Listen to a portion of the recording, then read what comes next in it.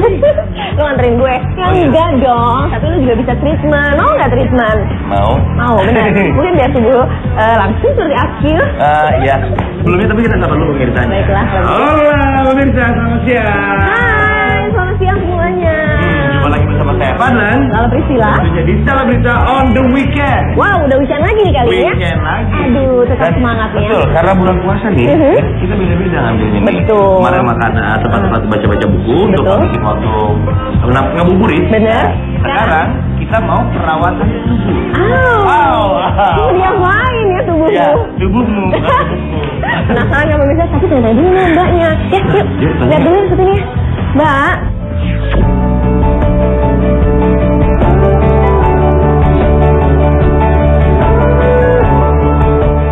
Kebebasan Ariel seperti angin segar bagi musik Indonesia. Banyak yang menanti karya-karya emas pria kelahiran Pangkalan Brandan, Sumatera Utara. Tak heran meski sempat tercoreng namanya karena kasus asusila, namun karya-karya emas Ariel mampu menyalakan kembali cahaya bintangnya. Sebelum Ariel terjerumus ke penjara karena kasus asusila, nasib Peter Pan, band yang dinahkodainya, sempat terlunta-lunta karena absennya Ariel dan juga nama baru yang tak kunjung didapat. 2 tahun berselang kebebasan Ariel menjadi gebrakan baru grup band asal Bandung itu. Tak lama setelah sang frontman bebas, nama baru pun di-launching. Noah diambil sebagai pengganti nama Peter Pan. Tak tanggung-tanggung, sebuah buku pun ikut dirilis sebagai penghapus dahaga fans Ariel, Uki, Lukman, Reza, dan David. Bukunya ini awal idenya adalah seperti memoir ya, memoir 2010-2012. Kenapa 2010-2012? Karena memang pada saat masa itu banyak sekali hal-hal yang terjadi, dan banyak sekali hal-hal yang terjadi yang tidak diketahui oleh banyak orang. Kita pengen terutama sahabat Peter Pan dulunya itu bisa mengenal kita lebih jauh lagi, tidak hanya sekedar mereka lihat kita bersanggup. Kisah hidup para punggawa Noah tertuang di dalam buku yang bertajuk Kisah Lainnya Catatan 2010-2012. Dari soal karir sampai kehidupan pribadi, semuanya lengkap tercatat di buku bersampul merah. Dari situ juga diketahui jika Ariel tak hanya jago membuat lirik, namun juga mencipta puisi. Malah kebanyakan ide-ide tulisan itu sendiri yang akhirnya ditulis di sini itu diserap dari beberapa puisi yang dibikin waktu di dalam ya. Jadi saya waktu di dalam lebih senang menulis puisi, mungkin tulis tentang keadaan. Belak-belakan soal kehidupan pribadi bisa dibaca di buku Kisah Lainnya. Ariel mencoba menuangkan soal carut-marut kehidupan pribadinya, terutama hubungannya dengan Alea, sang putri tercinta. Lukman tentang keluarga, Uki soal kehidupan rumah tangganya, dan kisah lainnya dari para personil Noah tertuang dalam buku setebal 240 halaman. Ini masalah anak, jadi mungkin saya nggak akan bisa terlalu banyak berbagi ya tentang cerita ini. Cuman yang pasti saya bisa bilang bahwa hubungan kami baik-baik aja. Hubungan saya sama Alea nggak ada masalah, masih seperti dulu tetap. Kapan ketemu, di mana ketemu, saya nggak perlu cerita mungkin. Buat saya, karena kami ngeband itu bukan cuma kami berlima aja, bahkan keluarga pun ikut ngeband juga. Maksudnya ikut ke bawah gitu suasananya. Dan kalau diceritain terlalu panjang, kayaknya susah. Keluarga saya terutama ya, dia melihat seorang kayak misalnya anaknya sama ayahnya gitu kan, terus dari istri kepada suaminya, dia lebih tidak pedulikan. Maksudnya tidak pedulikan apapun apa di sekitarnya ini kata orang jelek-jelek, tapi dia lebih mencintai suaminya. Dia lebih seorang anak pun lebih mencintai ayah, jadi mereka tidak peduli apa orang bilang. Keluarga saya juga adalah keluarga yang sangat mendukung ya, dari orang tua juga, istri anak juga sama. Mereka nggak mempermasalahkan apa yang terjadi, justru yang mereka pikirkan adalah memberi semangat ke depannya.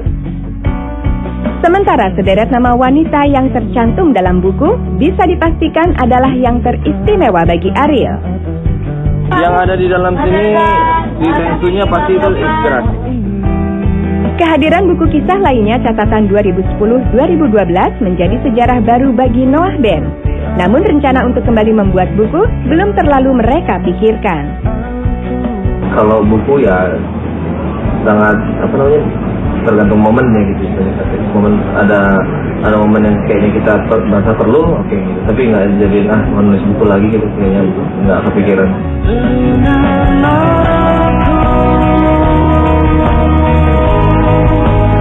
Saya pernah puasa tanpa suami tahun berapa gitu, lupa. Sudah terbiasa kayak seperti dulu lah. Jadinya ya udah resiko saya seperti ini.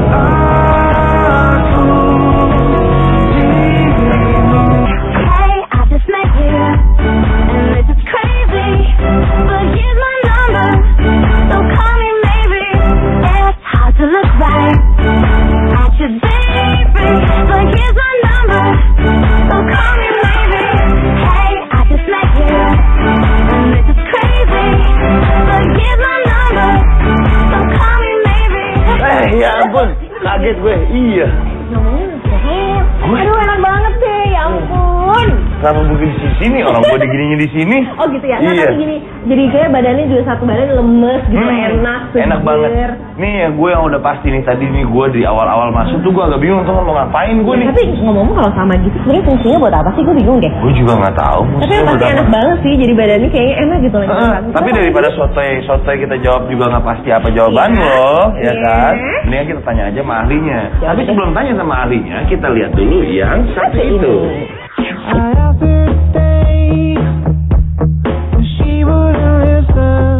Bulan Ramadan tetap bermakna bagi Titi Dwijayati meski puasa kali ini dirinya kembali menjanda. Ibarat mengulang masa-masa kesendirian, Titi tak merasakan Ramadan yang sendu. Saya pernah puasa tanpa suami tahun berapa gitu, lupa.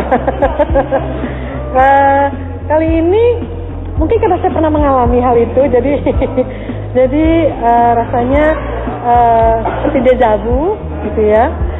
Jadi kayak apa ya, kayak oh ini pernah nih rasanya kayak gini, jadi ya jalaninnya dengan ringan gitu, nggak apa ya, nggak sedih gitu. Memang pasti ada rasa kurang, tapi kan harus dinikmatin, harus dipasrahin.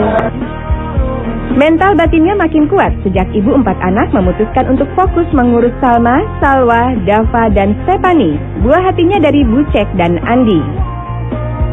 Kalau sayanya terlihat sedih atau terlihat seperti sendiri gitu, mereka pasti akan menghibur saya gitu. Apalagi yang namanya Dava, yang cowok gitu. Tanpa harus dia berkata-kata gitu, dengan gestur, dengan sikap, dengan caranya dia memeluk saya kalau saya pulang dari bepergian, atau kalau dia pulang dari sekolah ketemu saya terus dia peluk saya, tuh rasanya udah cukup, udah kebayar semua rasanya. Aduh, tenang gitu. Karena saya yakin mereka juga akan menjaga saya. Jelang Lebaran, Titi tetap memberikan kebebasan pada putra-putrinya untuk bertemu ayah mereka. Biasanya di hari kedua anak-anak saya pasti ke bapaknya gitu. Si Salma, Salwa, Dava ke Bucek. Stephanie juga kadang-kadang ikut ke Bucek. Terus mungkin juga ke Andy, bapaknya Stephanie. Salma, Salwa, Dava juga ikut gitu. Saya mengantarkan, terus ketemu, terus saya tinggalin mereka di rumah bapaknya.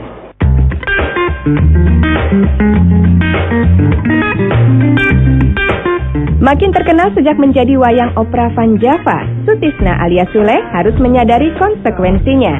Waktu ayah 4 anak ini habis di atas panggung atau di lokasi syuting.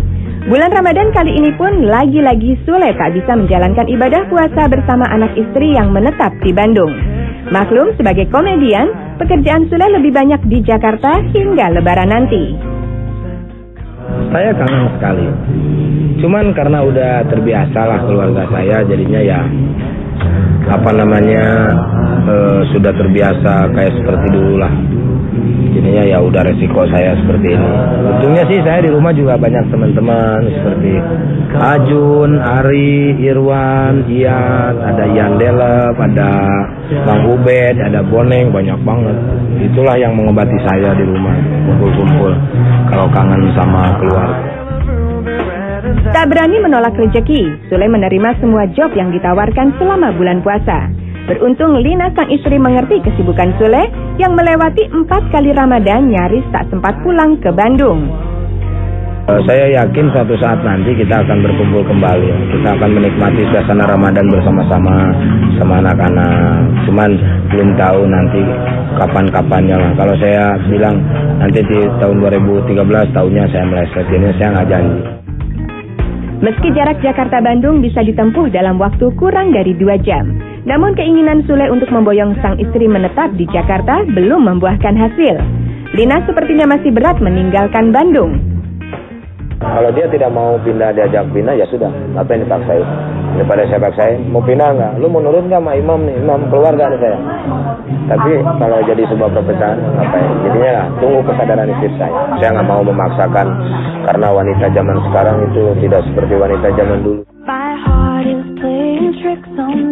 Berbanding terbalik, bulan Ramadan kali ini Christian Gonzalez justru bisa berkumpul dan menjalankan ibadah puasa bersama keluarga hingga Lebaran tiba. Maklum, sang atlet sepak bola sedang tak ada pertandingan. Waktu masih membela tim kemarin, masih belum liburan ya, kita selalu nerima apa adanya. Kalau pas berapa tahun gitu dia hari raya pun di luar gitu, di luar waktu tanding, kita ya sedih, tapi tiba-tiba kita ke sana aja gitu. Alhamdulillah ada pesawat tiket, kita ikut ke sana. Bagi Gonzalez yang telah menjadi mu'alaf sejak tahun 2003, ibadah puasa kali ini menjadi ritual Ramadan yang ke-9. Dan hebatnya tak ada pelayanan istimewa dari sang istri dan anak-anak buat sang penguasa lapangan hijau selama melewatkan ibadah puasa di rumah. Gonzalez tetap kebagian tugas membersihkan rumah bersama keluarga. Masing-masing kita punya kerja sendiri-sendiri semua ya. Seperti istri saya sama Amanda. Istri saya masak, Amanda bantu ya. Bikin roti. Ya semua. Terus saya juga bantu untuk bersih-bersih sama Michael di nanti itu. Buka barang selalu saya masak bervariasi. Jadi Indonesia ya, Uruguay ya, dia bikin roti, kita bikin es fantasi. Fantasi itu antara perpaduan Indonesia dan Amerika Latin. Jadi selalu harus mix gitu. Tapi kalau sahur apa adanya. Mau ceplok telur juga hayu gitu ya. Roti doang juga nggak apa-apa. Roti aja mah roti aja gitu. Dan mudah-mudahan pondok pesantren ini seperti air ini mengalir terus jalannya. Terus tidak ada henti.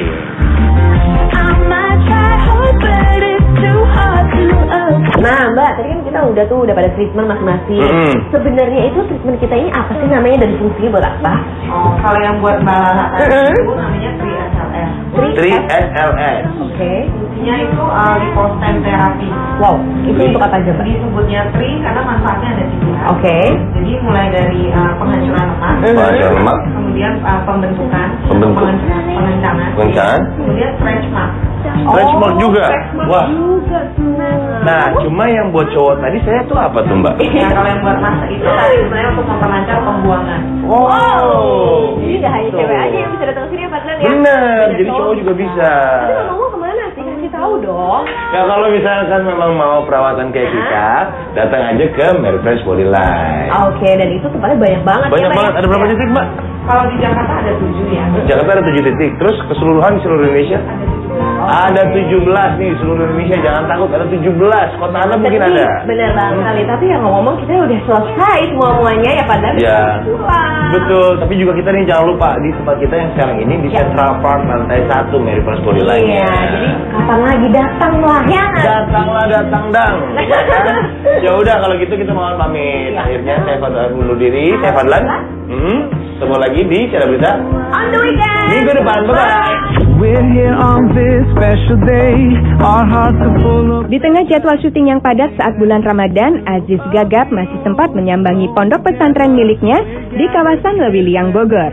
Sambil menunggu waktu berbuka puasa, Aziz ngabuburit membeli pompa air. Komedian ini ingat bahwa pompa air di pondok pesantren yang ia bangun sejak tahun 2010 rusak, hingga para santri di sana kesulitan mendapat air bersih untuk kebutuhan makan, minum, dan membersihkan diri. Sekarang Aziz ada di daerah Pasar Minggu. Nah, kebetulan lagi mau belanja mesin air buat pondok pesantren. Nah, kebetulan sekarang alhamdulillah lagi musim kering, jadi air di kolam kering. Kok mana kok pesanan kok? Pesanannya kok? Nah, nih dia nih. Ini lagi pesan-pesan. Ini beli 2. Ini buat di kolam, itu buat di kali. Setelah memilih barang yang cocok, Aziz segera menuntaskan transaksi. Kok ini jadi berapa semua nih? Totalnya Bang Edi? Iya. Ya, jadinya 3.560. 5.500. Tadi 5 juta. 3 juta. Tadi 3 juta. 680. Tak membuang waktu, Aziz segera mengajak beberapa santri untuk membantunya memasang pompa agar buka puasa hari itu berjalan lancar hingga seterusnya. Sekarang Ais mau ngajak kita mau masang pompa dulu, air pompa, karena yang tadi kita udah beli, biar ikan-ikannya penuh lagi. Kolamnya Bapak? Kolamnya penuh lagi. Dalam waktu singkat, pondok pesantren milik Aziz dialiri air bersih. Nah, sekarang berhasil juga kita masang mesin, dan akhirnya airnya meluncur sampai ke tujuan. Amin ya Allah. Dan mudah-mudahan pondok pesantren ini seperti air ini mengalir terus jalannya. Terus tidak ada henti. Dalam kesederhanaan pondok pesantren yang masih dalam proses pembangunan, Aziz bersilaturahmi dan menghilangkan jarak dengan para santri yang mondok di pesantrennya untuk belajar agama. Ibarat investasi, di antara rezeki yang mengalir ke tabungannya, sebagian ia alirkan lagi ke tabungan akhirat. Oh enggak, kalau ini bukan investasi dunia. Tapi buat investasi apa Bang? Ya kalau saya sih cuma berusaha aja.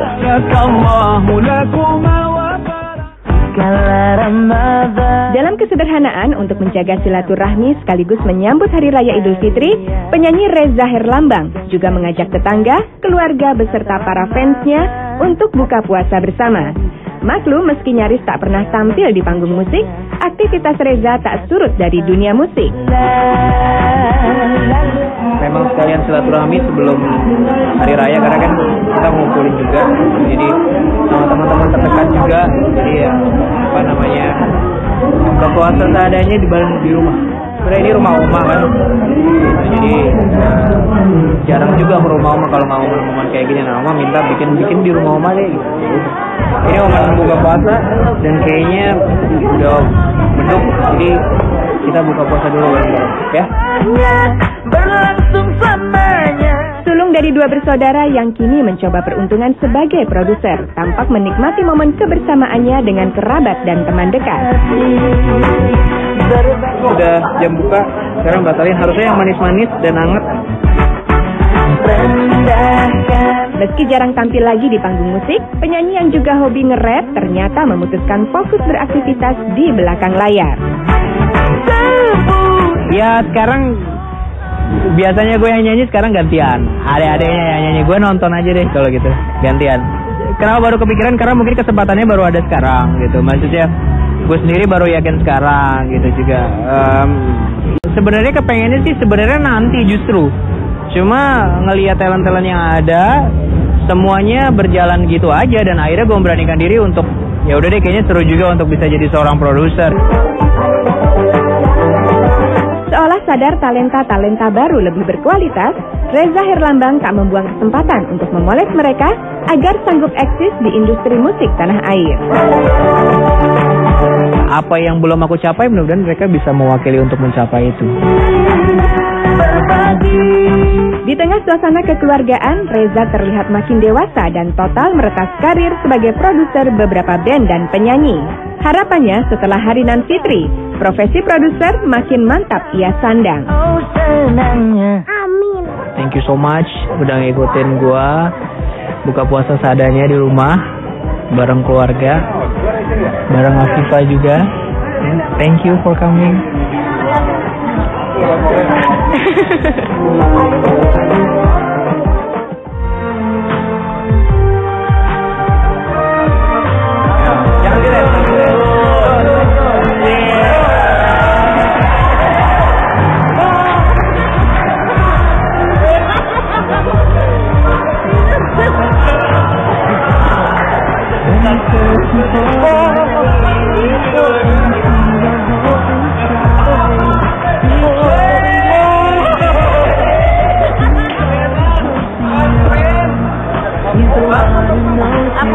Keren loh, mau mati keren.